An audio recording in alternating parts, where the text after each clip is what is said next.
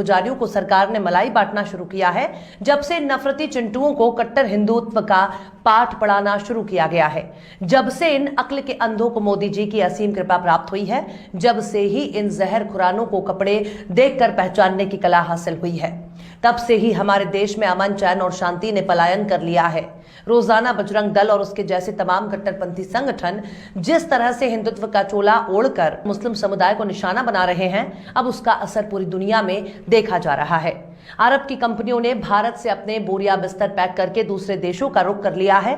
जिस तरह से हमारे देश में गोदी मीडिया और संघियों ने एक साथ मिलकर मुस्लिम विरोधी एजेंडा शुरू किया है, जिस तरह से मुस्लिमों के हर काम को जिहाद का नाम दिया गया, जिससे हमारे देश की गोदी मीडिया ने आर्थिक जिहाद, मीडिया जिहाद, जनसंख्या जिहाद, लव जिहाद, जमीन जिहाद, एजुकेशन जिहाद जैसे शब्दों के जरिए इस्लामोफोबिया को बढ़ावा दिया है। उसने भी भारत में मुस्लिमों के खिलाफ एक नफरत को जमकर फैला दिया है। मुस्लिम दुकानदारों का हलाल के नाम पर बहिष्कार करना और मुस्लिम दुकानों से सामान नहीं खरीदने की अपील से भारत का बहुत बड़ा नुकसान हो रहा है। इस तरह की घटनाओं को देखकर विदेशी कंपनियां भारत में निवेश करने से परहेज कर रही हैं, क्योंकि संघियों के आतंक को देखकर कोई भी इस माहौल में रहना नहीं चाहता। आखिर क्यों मुस्लिम देश ने खोला भारत के खिलाफ मोर्चा? आखिर क्यों मोदी के न्यू इंडिया ने भारत को लगाया बट्टा? आखिर क्यों संघियों ने कटा दी भारत की नाक? आखिर क्यों अरबी कंपनियां भारत से समेट रही हैं अपना कारोबार? आखिर क्यों हिजाब के विरोध ने भारत को कर दिया बड़ा नुकसान? आखिर क्यों भारत से गुस्साए हैं मुस्लिम देश? बताएंगे आपको और भी बहुत कुछ, लेकिन आप अगर हमारे चैनल पर नए हैं और पहली बार हमारी वीडियो को देख रहे हैं तो आप हमारे चैनल टाइम्स मेल को सब्सक्राइब कर लें, वीडियो को लाइक कर दें और बेल आइकन का नोटिफिकेशन बटन भी प्रेस कर दें, ताकि बिना देरी हमारी हर खबर आपको मिलती रहे। लौटते हैं अब खबर की तरफ। भारत में जिस तरह से नफरत का कारोबार दिनों दिन फल फूल रहा है, अब उसका नतीजा पूरे देश के सामने नजर आ रहा है। अब उन देशों की कंपनियों ने भारत पर भरोसा कम कर दिया है, जिन कंपनियों को भारत को अपना बहुत बड़ा साझेदार समझा, जो भारत को एक अच्छे दोस्त के तौर पर देखते हैं, अब उन्हीं देशों की कंपनियां भारत में मुस्लिम विरोध को देखकर बिल्कुल भड़क चुकी हैं। अब नतीजा यह हो रहा है कि उन कंपनियों ने हिजाब बैन का हवाला देते हुए अपनी कंपनियों को दूसरे देशों में शिफ्ट करने का फैसला किया है।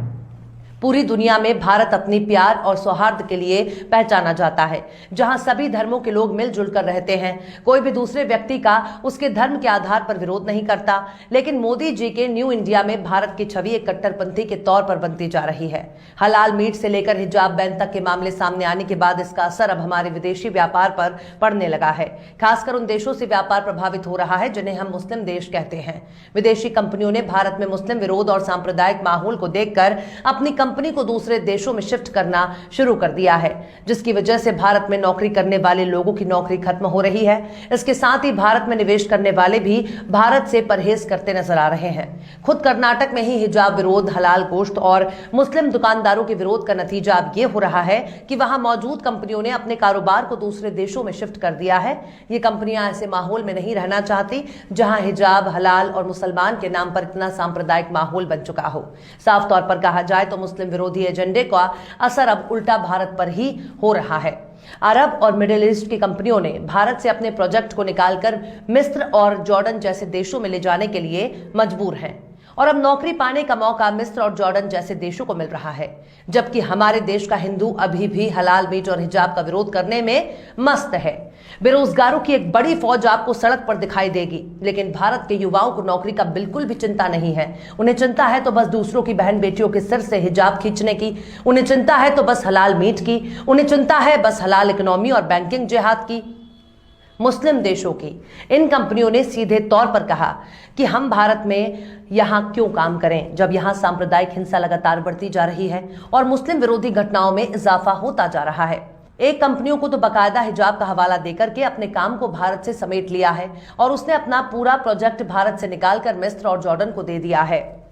इस मामले में फहद मकसूदी नाम के एक ट्विटर यूजर लिखते हैं कि जिस तरह से हिजाब और हलाल इकोनॉमी के खिलाफ ट्रेंड चलाया गया, उसका बुरा असर भारत में रोजगार पर पड़ रहा है। मिडिल ईस्ट और खाड़ी देशों की कंपनियां फिलहाल अपनी मल्टी बिलियन बिजनेस को बेंगलुरु से हटाकर जॉर्डन और मिस्र में शिफ्ट कर रहे हैं, क्योंकि भारत में मुस्लिमों के खिलाफ मामले बढ़ते जा रहे हैं। मिडिल ईस्ट में काम करने वाले अहद नाम के ट्विटर यूजर ने इस बारे में खुलकर बहुत सी जानकारियां बताई हैं, जो आपको हैरान कर देंगी, जो आपको मुस्लिम विरोधी एजेंडे पर चलने वाले लोगों की मानसिकता और उससे भारत को होने वाले नुकसान के बारे में पता चल जाएगा। आहद लिखते हैं कि मिडिल ईस्ट की आईटी सर्विस प्रोवाइडर कंपनी इजादा ने कर्नाटका में अपने कारोबार को खत्म कर दिया है, जिससे 500 लोगों की नौकरियां छीनी जा रही हैं। इस कंपनी का मानना है कि भारत में माहौल अब इस लायक नहीं है कि वहां कारोबार किया जा सके। अदालतों के जरिए हिजाब के खिलाफ दिए जा रहे फैसलों से इस कंपनी पर बहुत प्रभाव पड़ा है। वो अब कर्नाटक को कारोबार के लिए सुरक्षित नहीं मान रहे। इसी तरह से सऊदी अरब की company Mobily Infotech India private limited अब भारत से अपने कारोबार को खत्म कर रही है, क्योंकि भारत का माहौल अब पहले जैसा नहीं रहा। अंधभक्तों को यह नहीं समझ में आ रहा कि हिजाब, हलाल मीट और मुस्लिम दुकानदारों का विरोध करने का कोई लॉजिक नहीं है। इस तरह की हरकतों से भारत को कोई फायदा होने वाला नहीं है, बल्कि इससे भारत का ही नुकसान हो रहा है। हमारे मोदी जी ने पूरी दुनिया में घूम घूम कर भारत का नाम रोशन किया है, लेकिन इसका मतलब ये नहीं है कि हमारे प्रधानमंत्री ने केवल वर्ल्ड टूर के लिए सैर सपाटा किया, बल्कि उनका एक मकसद विदेशी निवेश को भारत लाना था। लेकिन अब यहां तो मोदी जी के अरमानों पर ही बहुत बड़ा झटका लग रहा है, क्योंकि जिन देशों में घूम घूम कर मोदी जी ने निवेश के लिए ऑफर दिया था, अब वही देश भारत में कारोबार करने से हिचक रहे हैं, क्योंकि यहां का माहौल नफरत से भर चुका है। अब आइए कुछ ऐसी कंपनियों पर नजर डाल देते हैं जिन्होंने भारत से अपने निवेश को खत्म कर दिया। इनमें अमेरिका की सिटी बैंक भी शामिल है, जिसने एक्सिस बैंक को ही अपना कारोबार बेच दिया और भारत छोड़ने का फैसला कर लिया है। कई ऐसी विदेशी कंपनियां भी हैं जिन्होंने तकनीकी से लेकर हर क्षेत्र में भारत के साथ काम किया, अनगिनत लोगों को रोजगार दिया, लेकिन आज वही कंपनी भारत में बढ़ती जा रही नफरत को देखकर अपना कारोबार समेटने के लिए मजबूर है। इस तरह से फोर्ड मोटर ने भी भारत से अपना कारोबार समेट लिया, जिसकी वजह से तकरीबन 4000 लोग बेरोजगार हो गए। इस कंपनी ने भारत से अपने पूरे निवेश को समेट लिया और अब अमेरिका में निवेश करने जा रही है। मुस्लिम खाड़ी देशों की कंपनियों ने तो मुस्लिम विरोधी सांप्रदायिक हिंसा को देखकर अपने कारोबार समेट लिए, लेकिन ये वो बड़ी बड़ी कंपनियां हैं जिन्होंने बहुत ही खामोशी से बगैर कोई शोर शराबा अपनी कंपनियों को भारत से हटा लिया। लेकिन इसका सबसे बुरा असर उन लोगों पर पड़ रहा है जो इन कंपनियों में नौकरी कर रहे हैं और अब बेरोजगार होने जा रहे हैं। इससे पहले मशहूर बाइक कंपनी हार्ले डेविडसन ने भी भारत से अपने कारोबार को समेटने का फैसला कर चुकी है। अंतरराष्ट्रीय मोटर बाइक कंपनी अपने कारोबार को भारत से समेट रही है और हमारा विश्व गुरु चुपचाप मुंह ताक रहा है। अब इन कंपनियों में काम करने वाले लोग कहां जाएंगे, कहां अपनी रोजी रोटी तलाशेंगे? इस तरह से ई कॉमर्स कंपनी शॉपी ने भी अपने कारोबार को भारत में बंद कर दिया है। आखिर इन कंपनियों का भारत से बोरिया बिस्तर पैक करने की कौन सी मजबूरी रही होगी? ये बात भारत सरकार को सोचनी चाहिए, क्योंकि ये तमाम कंपनियां किसी न किसी बहाने भारत से भागना चाहती हैं। लेकिन हमारा विश्वगुरु ठूस ठूस कर खाता है और क्या ठाठ से चादर तान के सो रहा है।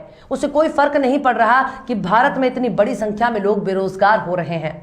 आज से 4 महीने पहले दैनिक भास्कर एक रिपोर्ट छपी थी, जिसमें पता चलता है कि 7 सालों में 2783 विदेशी कंपनियों ने भारत से अपने कारोबार को समेट लिया है। इसी तरीके से एक खबर यह भी सामने आई कि मोदी जी के राज में डिफेंस सेक्टर को एफडीआई से कुल 3343 करोड़ मिले हैं, जिसके बाद कुल एफडीआई में 15% की गिरावट दर्ज की गई है। इसी तरीके से एक खबर यह भी सामने आई है कि विदेशी निवेशकों ने भारतीय शेयर बाजार से तकरीबन 14 अरब डॉलर से अधिक का निवेश निकाल लिया है। मोदी जी के राज में हमारे देश की अर्थव्यवस्था का भट्टा बैठ गया है और इसका सारा ठीकरा फोड़ने के लिए किसी सिर की तलाश हो रही है। हमारे देश के नेता जय श्री राम चिल्लाने में मस्त हैं। उन्हें लगता है कि हम अगर पूरी दुनिया का विरोध करेंगे तो पूरी दुनिया हमारे चरणों में बिछ जाएगी। ये एक बहुत ही गंभीर मुद्दा है कि भारत अब पूरी दुनिया से अलग थलग होता नजर आ रहा है। अगर ऐसे ही चलता रहा तो हम पूरी दुनिया से कट जाएंगे, फिर ना तो हमारा विकास होगा और ना ही हमारे पास कोई आना चाहेगा। क्योंकि जब हम सबको भगा ही रहे हैं तो आखिर हम दोस्ती किससे करेंगे, अपने कारोबार किसके साथ करेंगे? ऐसा माहौल फिलहाल मोदी सरकार के लिए बहुत ही खतरनाक बनता जा रहा है। लेकिन भक्त अभी भी गोबर और गौमूत्र बेचकर मालामाल होने के सपने देख रहे हैं। भक्तों को लगता है कि भारत माता की जय और जय श्री राम चिल्लाने से आसमान से मुर्ग मुसल्लम और बिरयानी उतर जाएगी। लेकिन उन्हें यह नहीं समझ में आ रहा कि जिस इंटरनेट को चलाकर वो सोशल मीडिया पर नफरत फैलाते हैं, वो इंटरनेट भी कोई मुफ्त में नहीं आती। उसके लिए भी जेब के पैसे खर्च करने पड़ते हैं और भक्त अभी भी बेरोजगार है, उनके पास कोई रोजगार नहीं है। इसलिए ऐसी हरकतों से सबसे ज्यादा अगर किसी का नुकसान हो रहा है तो इससे भारत की 80% जनसंख्या प्रभावित हो रही है, जिसे हम बहुसंख्यक हिंदू आबादी कहते हैं। यानी अंध भक्तों की इन हरकतों का असर उल्टा हिंदुओं पर ही पड़ रहा है। बहरहाल चलते चलते आखिर में राहत इंदौरी ने भी क्या खूब फरमाया है। लगेगी आग तो आएंगे घर कई जद में, लगेगी आग तो आएंगे घर कई जद में, यहां पे सिर्फ हमारा मकान थोड़ी है। फिलहाल इस वीडियो में बस इतना ही। ये वीडियो आपको कैसा लगा कमेंट बॉक्स में आप जरूर बताइए। वीडियो पसंद आए तो लाइक करें, हमारे वीडियो लिंक को फेसबुक, ट्विटर, व्हाट्सएप पर अपने रिश्तेदार, यार, दोस्तों को भी शेयर करें और बेबाक, निष्पक्ष, स्वतंत्र पत्रकारिता को सपोर्ट करने के लिए आप हमारे यूट्यूब चैनल टाइम्स मेल को जरूर सब्सक्राइब करें और हाँ, बेल आइकन की घंटी वाली बटन भी आप जरूर दबा दें ताकि आपको हमारे आने वाले नए वीडियो की नोटिफिकेशन फौरन ही मिल जाए। फिर मिलते हैं किसी और वीडियो में एक नई खबर के साथ। हर्षिता मिश्रा को दीजिए इजाजत। जय हिंद। तो देख लिया आपने हमारे इस वीडियो को। हमें उम्मीद है कि आपने हमारे वीडियो को लाइक किया होगा और दूसरों को भी शेयर किया होगा। अगर अभी तक आपने हमारे चैनल टाइम्स मेल को सब्सक्राइब नहीं किया है तो जल्दी से सब्सक्राइब कर दें और बेल